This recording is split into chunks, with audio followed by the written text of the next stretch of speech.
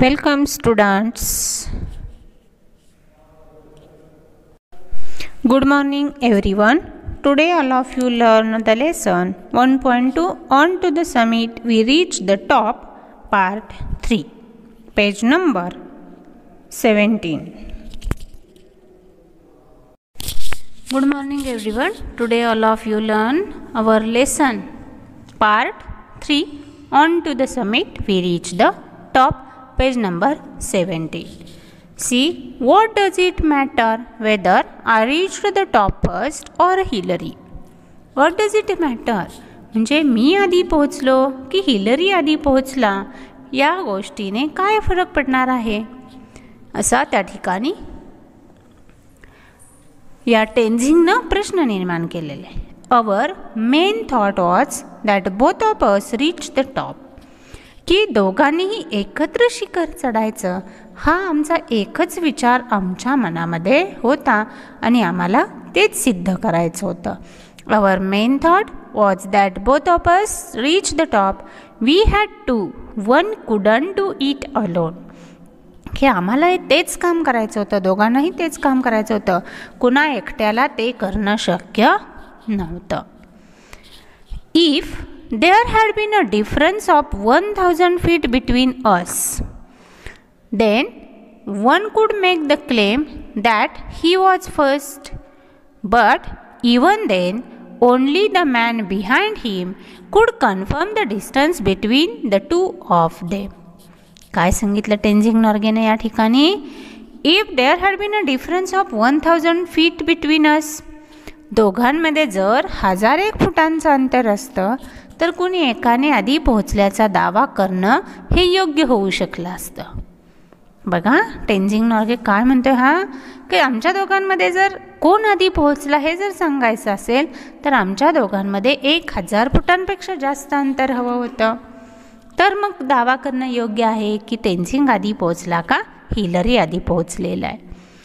Then one कुड make the claim that he was a first, मग तो पहिला हा दुसरा असा दावा करणं योग्य ठरलं असतं. सध्या ते योग्य नाही. बट इव्हन दे, पण तरीसुद्धा only the man behind him could confirm the distance between the two of them, पण तरीसुद्धा आमच्या पाठीमागून येणारी जर एखादी व्यक्ती असती तर त्या व्यक्तीनंच त्या दोघांमधलं आमच्या दोघांमधलं अंतर किती आहे हे सांगू शकली असती. आमच्या दोघांमध्ये किती अंतर होतं हे सांगणं आम्हाला दोघांनाही शक्य नाही असं या टेन्झिंग नॉर्गेने या ठिकाणी सांगितलेलं आहे. दोन्ही पॅरेग्राफ लक्षात आले का बघा. What does it matter whether I reached the top of first or Hillary, म्हणजे पहिला कोण पोहोचला यामध्ये उत्सुकता असते, पण ह्यांनी काय सांगितलं Tenzing नॉर्गेनं, what does it matter, कोण आधी पोहोचला याला काय महत्त्व द्यायचं आहे, यामध्ये काय फरक पडणार आहे. One main thought was the both of us reach the top, आमच्या दोघांचंही एम एकच होतं की दोघांनीही त्या टॉपवर पोहोचणं आणि आम्हाला तेच करायचं होतं. One couldn't do it alone, कुणीही एकटा ते करू शकला नसता. आम्ही दोघं होतो, दोघांची सोबत होते एकमेकांना, म्हणून आम्ही ते काम करू शकलो. If there had been a difference of 1000 feet between us, आणि तरीसुद्धा जर दोघांमध्ये जर 1000 फूट अंतर असतं, 1000 फुटाचं जर दोघांमध्ये अंतर असतं तर मग दोघांमध्ये फरक करणं योग्य होतं की हा आधी पोहोचला त्यानंतर हा पोहोचला.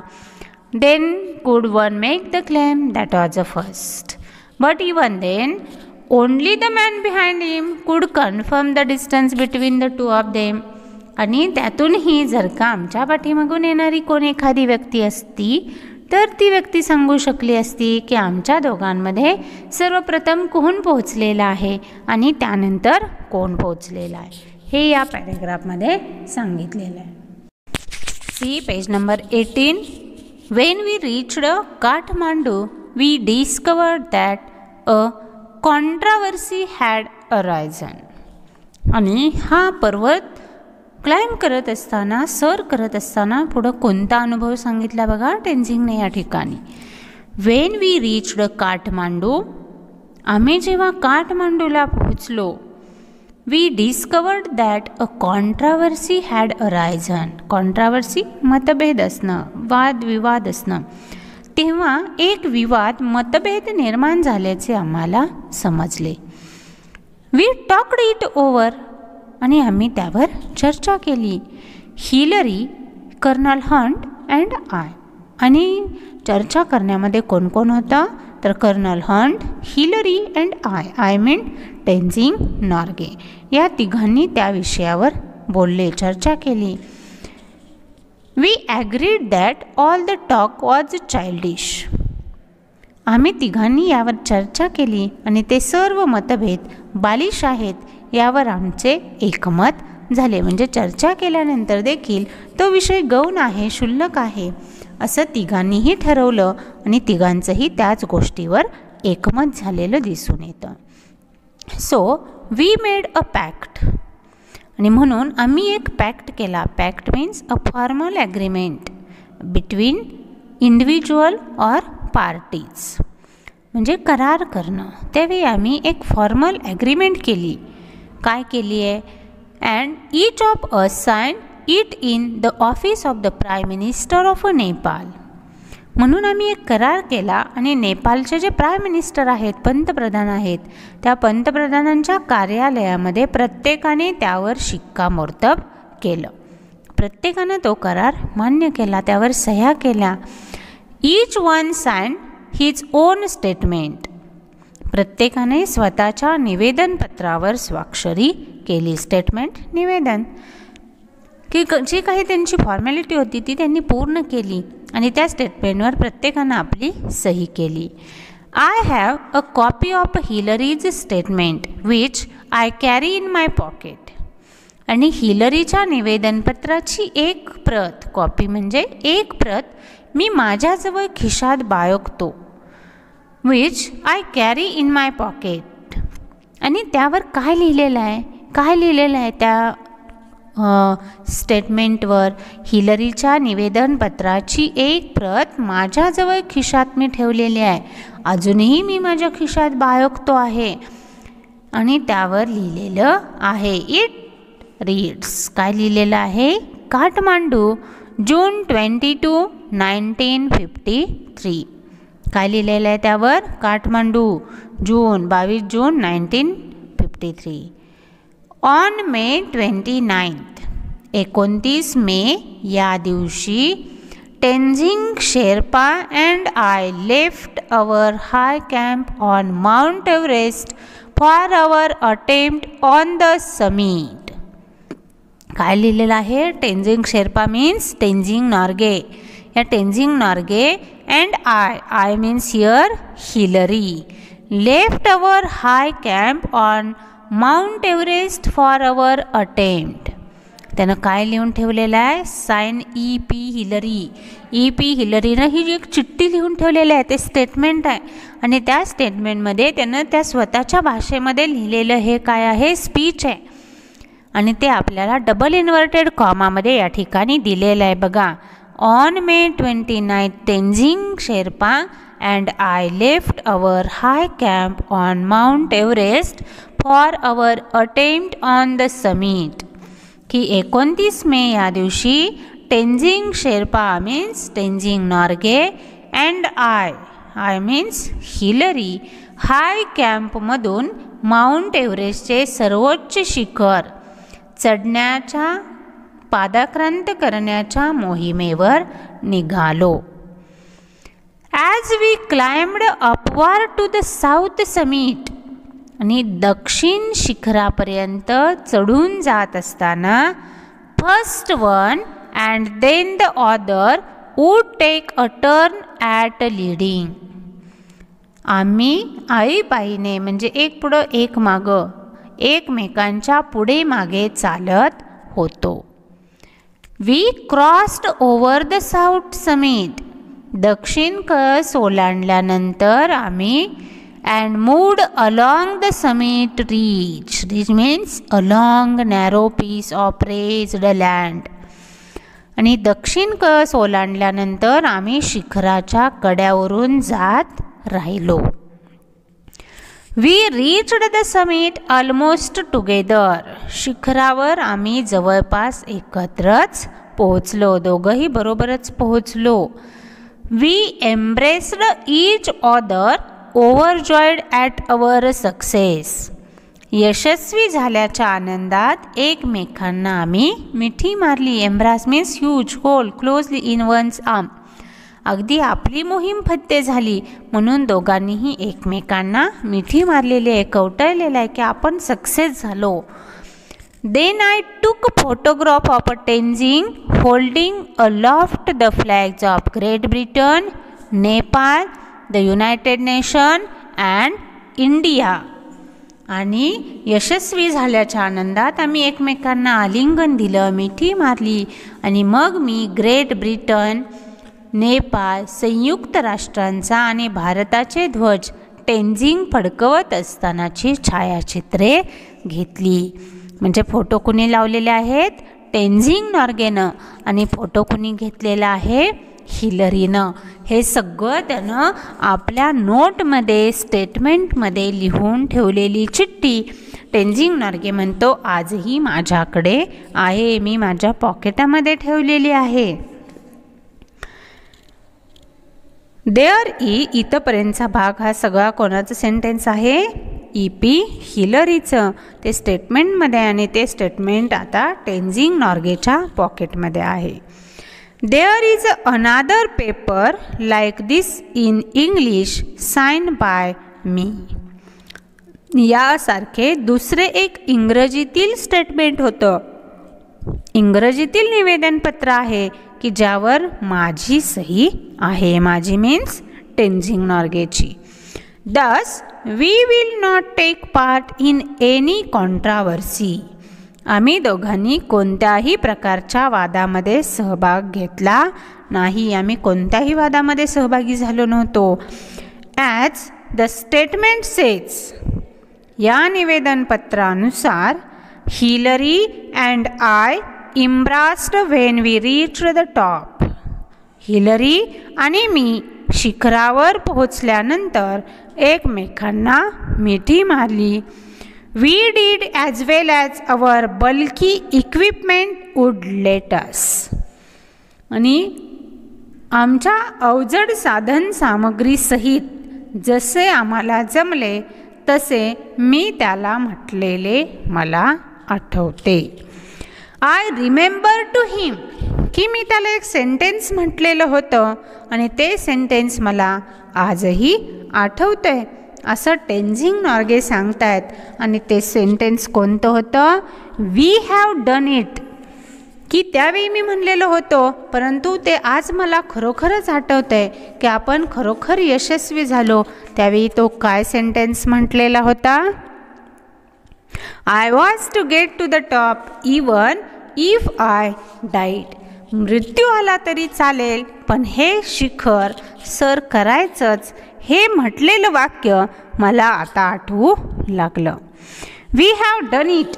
खरोखर आपण हे साध्य केलं. But we couldn't here.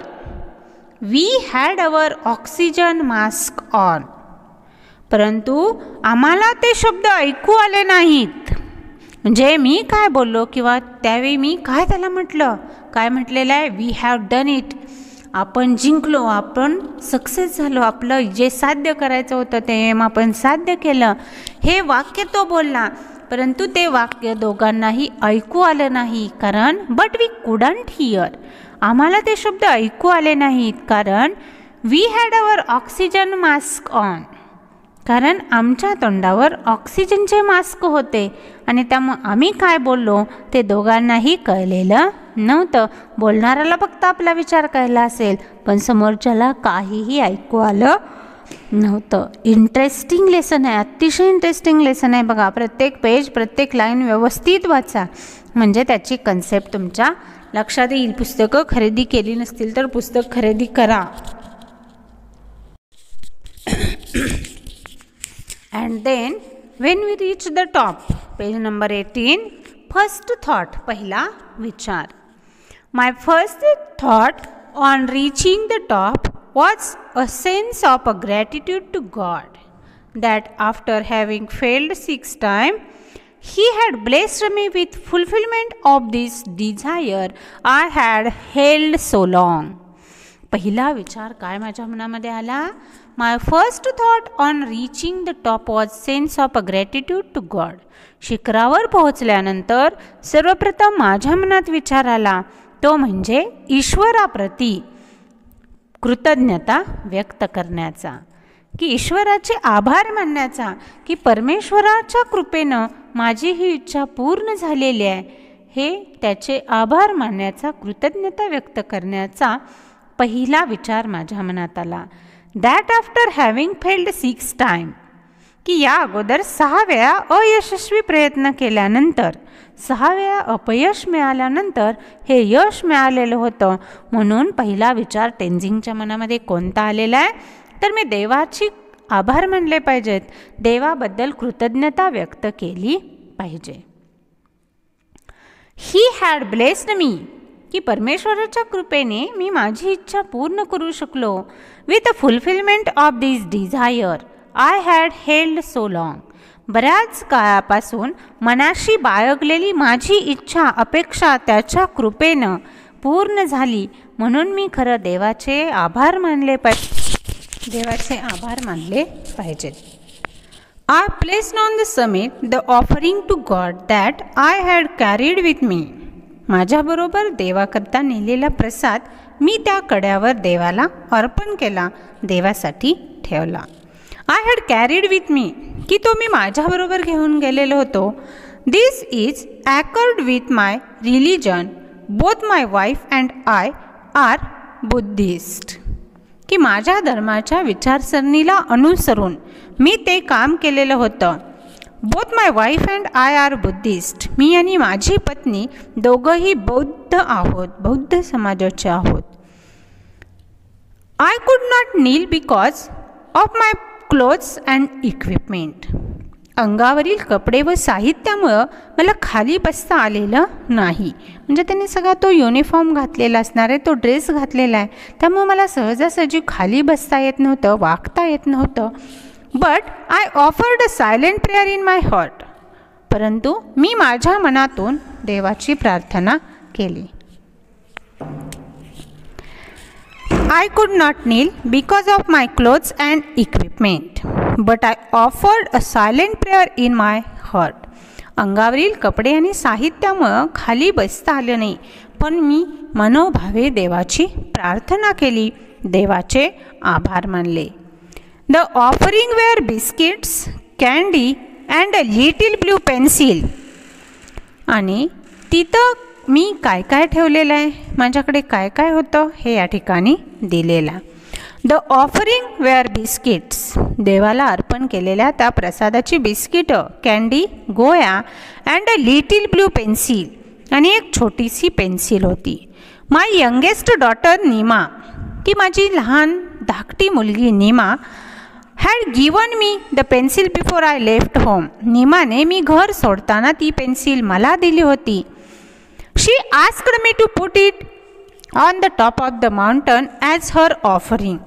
आणि पर्वत शिखरावर पोहोचल्यावर तिच्या वतीनं ती मी तिच्या देवाला दिलेला प्रसाद म्हणून अर्पण करावी असं तिनं मला सांगितलेलं होतं. She asked me to put it on the top of the mountain as her offering. म्हणजे तुम्ही ते माउंटन सर केल्यानंतर, तिथं पोचल्यानंतर त्या टॉपवर ही पेन्सिल देवाला म्हणून अर्पण करा, टॉपवर ही पेन्सिल द्या असं त्या छोट्या मुलीनं सांगितलेलं होतं. आणि त्या छोट्या मुलीचं नाव काय आहे? नीमा. नीमा हे त्या टेन्झिंग नॉर्गेच्या मुलीचं नाव आहे आणि त्या मुलीनं त्याच्याकडं दिलेली ती वस्तू आहे. It was an ordinary blue pencil, एक ब्ल्यू पेन्सिल, साधी असणारी ब्लू पेन्सिल. कॅन्डी आणि बिस्किट्स हे प्रसाद म्हणून त्या ठिकाणी ठेवलं आणि ते त्यांनी घेतलेलं आहे.